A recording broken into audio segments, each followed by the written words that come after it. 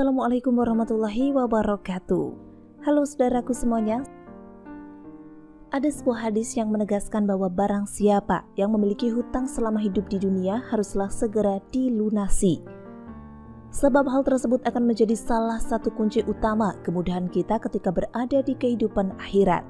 Sebagaimana Rasulullah SAW bersabda, barang siapa yang ruhnya terpisah dari jasadnya dan dia terbebas dari 3 hal, yang pertama sombong, kedua ghulul atau khianat, dan ketiga hutang, maka dia akan masuk surga.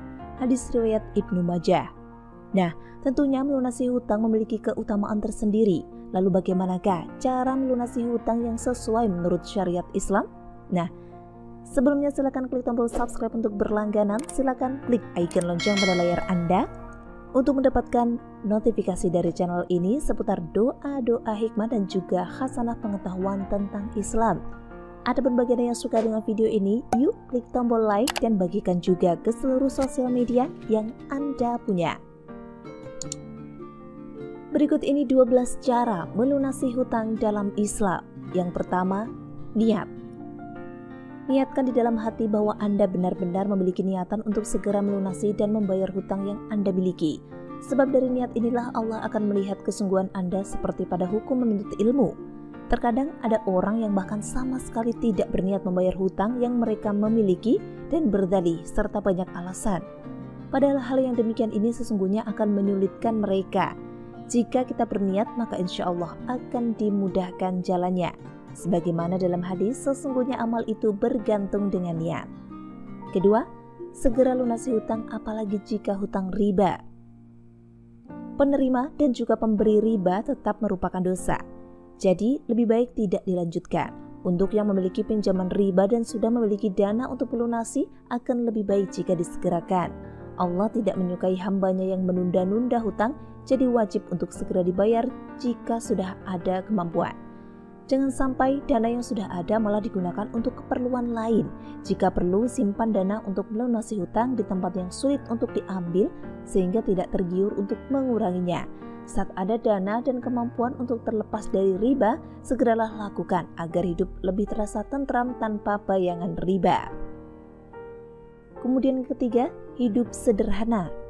Ya, tak bisa dipungkiri bahwa keinginan untuk hidup mewah tentunya akan membuat seseorang tak tanggung-tanggung untuk melakukan transaksi hutang besar-besaran, sehingga cenderung untuk terbelit riba. Maka dari itu, hiduplah sesuai dengan kebutuhan serta kemampuan yang Anda miliki, seperti dalam fungsi iman kepada Allah. Buat apa hidup mewah kalau hidup harus menanggung banyak hutang? Nah, keempat, prihatin. Prihatin merupakan bagian dan cara untuk hidup apa adanya, dengan mensyukuri apa yang dimiliki, sekalipun kita berlebih dalam memiliki harta, namun jangan sampai membuat diri kita menjalani hidup yang berfoya-foya, serta menghambur-hamburkan harta yang dimiliki, hingga pada akhirnya harus berhutang karena harta yang dimiliki tidak cukup, akibat sudah dihambur-hamburkan.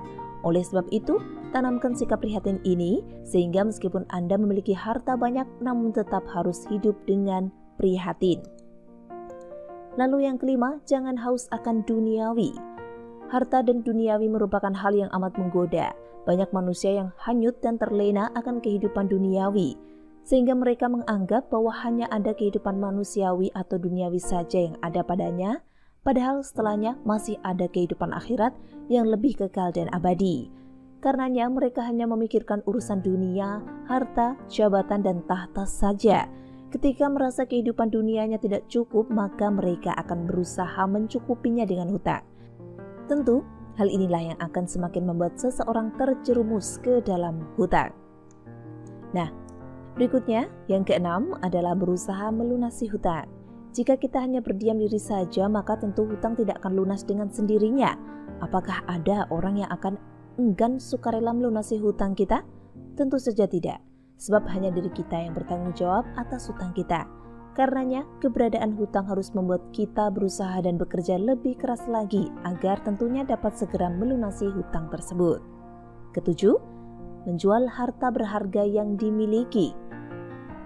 Jangan mempertahankan harta berharga yang dimiliki padahal Anda memiliki hutang. Sebaiknya segera jual harta berharga Anda agar tentunya Anda bisa segera melunasi hutang Anda. Dengan demikian, maka nantinya Anda akan bisa hidup lebih tenang dan nyaman tanpa hutang. Ketimbang harta banyak tapi banyak hutang, mending dijual saja untuk melunasi hutang. Yang ke-8, berdoa. Doa merupakan hal yang wajib dilakukan selain daripada berusaha, sebab dengan doa inilah kita akan senantiasa diberikan kemudahan dan kelancaran dalam berusaha melunasi hutang. Ingat bahwa Allah akan membantu orang yang bersungguh-sungguh dalam berusaha, namun dengan diimbangi doa. Kemudian 9, perbanyak istighfar. Islam memang tidak melarang adanya hutang piutang, namun jika hutang tersebut dalam bentuk riba, maka hal tersebut akan dilarang. Baik yang memberi ataupun berhutang riba sama-sama menanggung dosa dan laknatullah. Oleh karena itu, selalu mohon ampun kepada Allah dengan selalu beristighfar. 10, rubah gaya hidup. Setiap manusia memiliki gaya dan standar hidup masing-masing. Namun ada mereka yang malah memiliki penghasilan pas-pasan, tapi malah memiliki gaya hidup dan selera yang tinggi. Pastilah mereka-mereka ini yang akan selalu terjebak dalam hutang. Sebab jika penghasilan tidak mencukupi, maka dari mana lagi cara untuk memenuhi standar hidup mereka jika bukan dari berhutang? Nah, itulah tadi 10 cara melunasi hutang dalam Islam yang paling mudah dilakukan. Semoga bermanfaat. Terima kasih sudah menyimak video ini. Sampai jumpa di video selanjutnya. Wassalamualaikum warahmatullahi wabarakatuh.